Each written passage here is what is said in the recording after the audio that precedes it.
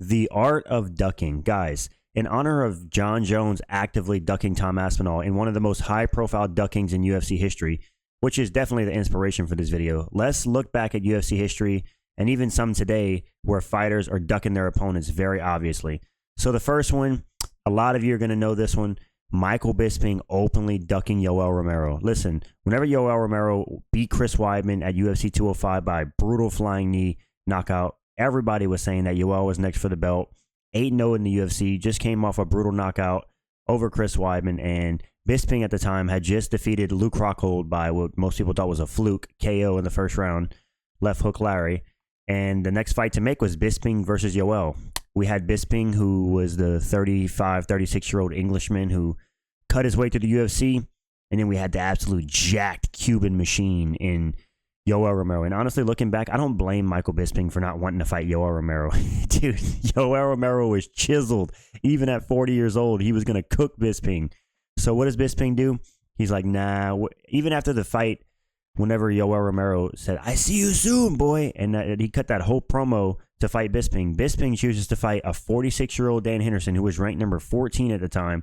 And let me say, if we were basing that fight off of damage as we are today, dude, Dan Henderson would have been a champion at 46 years old. He beat Michael Bisping's ass in that fight. I know Bisping technically won on points, but dude, look at Michael Bisping's face after that fight.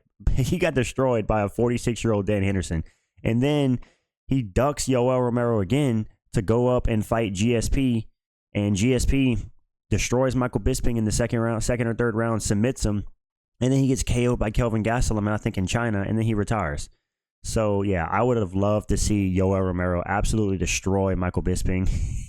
Dude, I don't like whenever UFC fighters duck their opponents. Like Yoel Romero was clearly in line. I get taking the money fight against GSP, but absolutely no shot he should have took a fight against fucking Dan Henderson. He would have had a lot more respect from the fans if he fought a Yoel Romero, and even if he lost, because now people look at Bisping as one of the worst champions in UFC history because of the route he took. He fought a number 14 Dan Henderson, and then he took a money fight against GSP and lost. Look, if he had just said, you know what, Yoel Romero's up next, I'm going to take the fight against Yoel. If I lose, I lose. Then people would have said, you know what, Bisping was a decent champion. He fought the next guy in line, and he might have not won, but at least he fought the next fucking contender in line and didn't duck him and go fight fucking 46-year-old Dan Henderson. And like I said, fair enough, he fought GSP, but Dan Henderson, no excuse for that fight. So yeah, Michael Bisping ducking Yoel Romero, one of the biggest ducks in UFC history, obviously. Speaking of biggest ducks, let's move on to the next duck in this video. We got Germaine De Randa ducking Chris Cyborg. If you know, you know. So the year is 2017, I believe, and the UFC is bringing in Cyborg, and they're going to drop the inaugural featherweight championship for Chris Cyborg, because that's her weight class, right? Germaine De Randa ends up fighting Holly Holm for the inaugural belt in that division. She beats Holly Holm by a very controversial decision as she hit her after a bell a few times. Anyways, that's besides the point. Germaine De Randa beats Holly Holm, wins the inaugural featherweight belt. Obviously, it's Chris Cyborg next. They built the division for Chris Cyborg. She's next in line. She's undefeated for 19 fights for 10 years or something. And Germaine De Randa is going around on a press tour pretty much ducking Chris Cyborg, saying she's not going to fight her because she's a known cheat, and saying that she's not going to fight somebody who isn't natural. And so Germaine De Randa, I believe, is the first champion in UFC history to get stripped by way of ducking her opponent, which is quite fucking hilarious. Dude, she went on a whole press run saying that she's not fighting Chris Cyborg. The UFC stripped her of her title, and she moved back up to bantamweight. And fair enough, people are going to say, dude, she's not scared of Cyborg. She fought Amanda Nunes. Okay, buddy. Listen, Chris Cyborg, no offense to Amanda Nunes, because I know she beat Cyborg, but Chris Cyborg was a lot more intimidating than Amanda Nunes, in my opinion. She's like Vanderlei Silva in a wig, let's be real, bro, and she hits like a truck for the women's division. So you already know that Germaine De Randa knew that ass beating was coming, and she was like, you know what? I'm not fighting Chris Cyborg. I'll just say she's a steroid cheat, and I'll move back up to bantamweight because I don't want to get my skull caved in by this scary-ass girl. So yeah, Germaine De Randa getting stripped of the title for ducking Chris Cyborg was hilarious. Cyborg did go on to win the belt, and Germaine De Randa went on to fight at bantamweight and fight for the belt one more time and lost. And yeah, this is one of the biggest duckings in UFC history. Let's move on to the next ducking. Colby Covington versus literally the entire welterweight division. Listen, Colby Covington has been ducking and dodging everybody in the entire division for years. He has 2 wins in the last 5 years, Tyron Woodley and Jorge Masvidal. And he doesn't have a single win over a UFC fighter on the roster right now, I don't believe. RDA? But RDA's cooked. He fights once a year, and he tries to, this little fucking weasel tries to sneak his way into title fights. Now he's talking about fighting JDM and like trying to get another title shot if he beats JDM. No. The fact that Colby Covington mentioned another welterweight contender is he deserves a round of applause for that, because this dude has been ducking Ian Gary. He ducked Gilbert Burns. He ducked Leon Edwards at one point. He's been ducking everybody in the division. Ducked, he's never going to mention somebody like Shavkat. Ducking Chimaev. Like, this dude has been actively ducking the entire welterweight division for years. This dude wasted his entire prime fucking waiting out for title shots he didn't deserve. He didn't deserve a second fight against Usman. Fair enough, it was a close fight. He didn't deserve it. He didn't deserve a fight against Leon. His title shot against Leon will go down as one of the biggest, like, undeserved title shots in UFC history. Colby Covington, under no circumstance, should have been fighting for the belt against Leon Edwards. The UFC, Dana White branded as, Colby Covington was the backup fighter for Leon Usman, so he's next for the title. Like, what the fuck's that? Dude, how about we see Colby get, like, a string of wins, and then we could talk about him getting a title shot.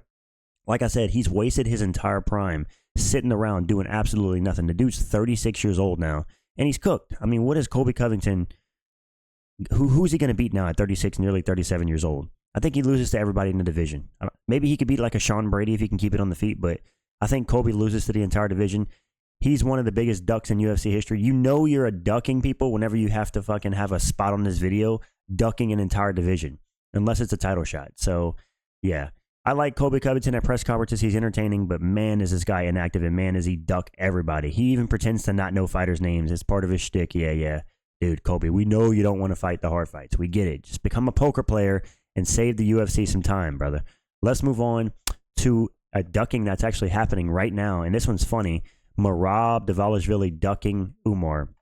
Now, let me acknowledge that he has said that he will fight Umar and that he's going to smash his face in and all this for all his lies, blah, blah, blah. But, dude, let's talk about whenever Merab beat O'Malley at UFC 306 for the belt. Joe Rogan comes in, and he's like, Merab, congratulations on a great win. What do you think about the next matchup? And Umar, dude, Merab, crickets. You don't hear nothing. He's like, you guys, I am so happy, you guys. I win the belt, and I spend my whole life. But whenever Joe Rogan mentioned Umar, he didn't want nothing to do with that. And then at the post-fight press conference, he goes off on this tangent about Umar and how he doesn't deserve it. He has one win in the top 15, blah, blah, blah, which is a fair point. But just because it's a fair point doesn't mean you're not ducking him. And he's talking about how Figueiredo deserves a shot more, which is probably true, to be honest. And then he's talking about, now he's going on Twitter and talking in interviews saying that O'Malley deserves a title shot over Umar, which is insane because O'Malley had defended his belt one time against Cheeto, of all people, who isn't good. And O'Malley lost the belt. And yeah, I think O'Malley needs a win or two to get his belt back. He shouldn't get an immediate rematch versus Umar. That's silly.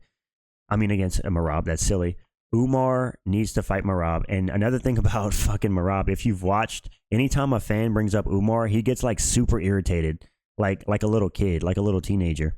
Like, bro, don't pair up Umar, bro. That's offensive.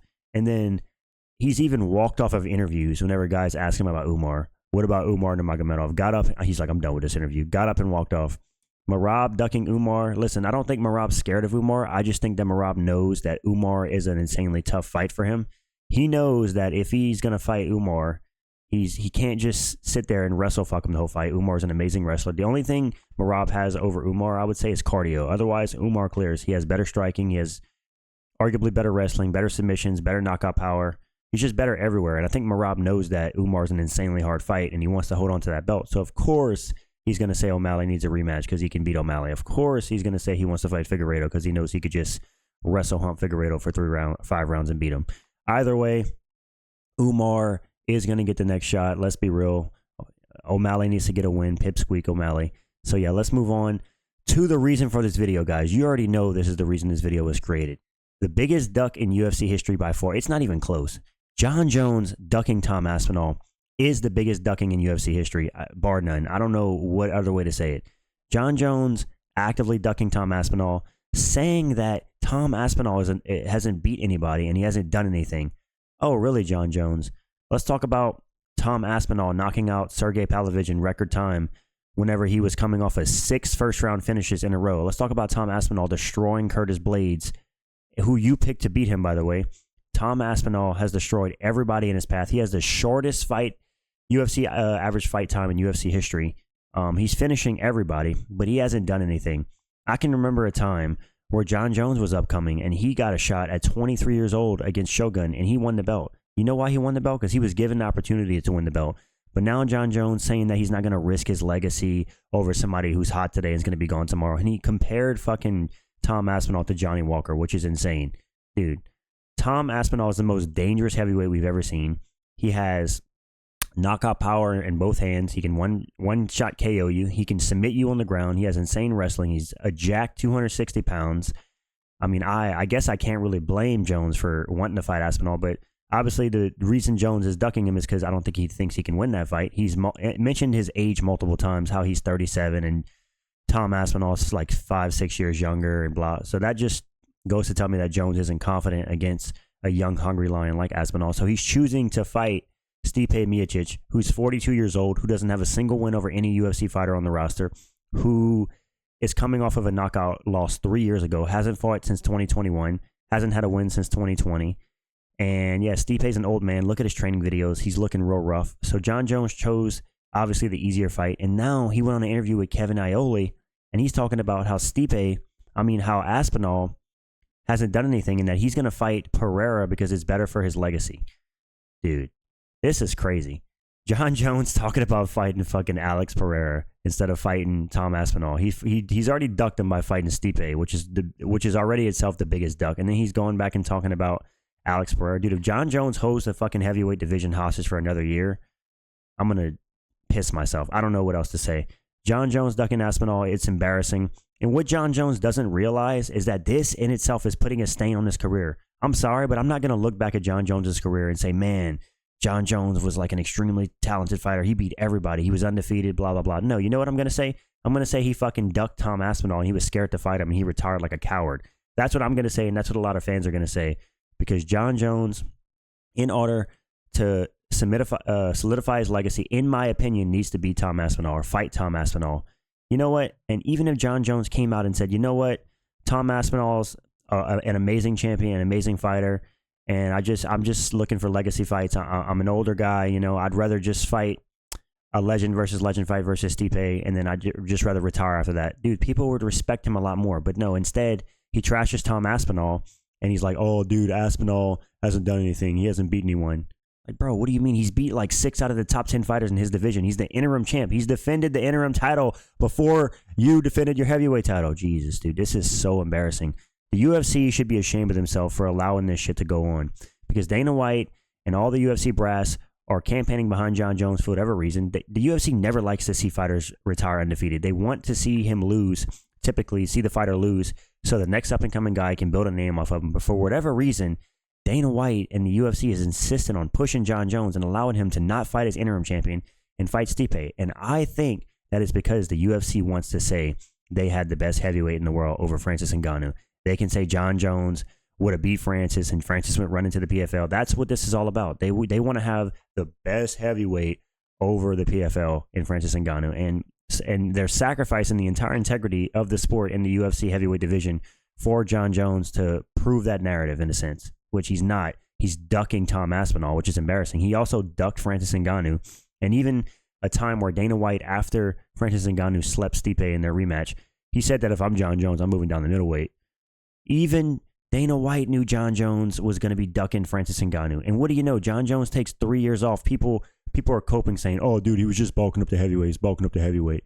Yeah, he took 3 years off. In the second that Francis Ngannou went to the PFL or parted ways at the UFC, what does Jon Jones do? He signs for a fight with Cyril Gane.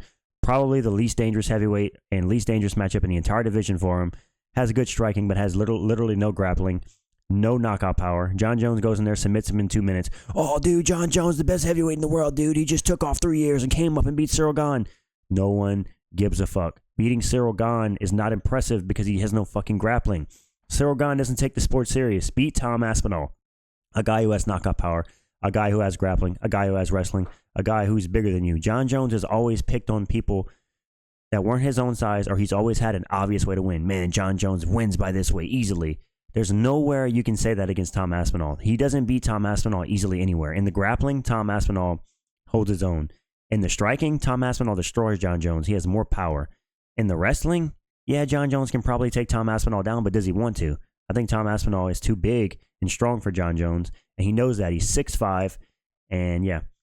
This is my opinion on the biggest duckings in UFC history, guys. Went off on a bit of a tangent at the end. I'm just sick of these fucking UFC fighters not fighting their next competition. Like Marab, stop ducking Umar, fight him. Even if you think you're going to lose, fucking fight him, and let the next Nurmagomedov get the belt. Jon Jones needs to fight Aspinall, or his legacy is tarnished, and I will stand by that. And I can't wait to see the Jon Jones fanboys in the comments. Bro, Jon Jones doesn't need to fight Tom Aspinall, dude. He's been cutting his teeth since he was 21 years old in the UFC, man. Yeah, well, not really. Jon Jones has not been fighting competition since he was 21 years old. He's had like fucking 7.5 years inactive in his UFC career because he kept getting stripped due to steroids and beating women and legal cases. Jon Jones, if you look at his UFC career, like 7.5, 8 years, he wasn't fighting because he was too busy doing stupid shit outside the octagon or cheating. Either way, guys, Tom Aspinall is the real heavyweight champ. That's all I got to say. Jon Jones ducking him is the biggest duck in UFC history. I'll leave it at that. Let me know in the comments what you guys think about these 5 opponents ducking other guys. And let me know who you have seen ducking fighters in the UFC blatantly. I want to know in the comments. So let me know what you guys want to see next for content. And yeah, leave a like on the video if you enjoyed. Subscribe to the channel if you're new. And peace out, guys. Thank you.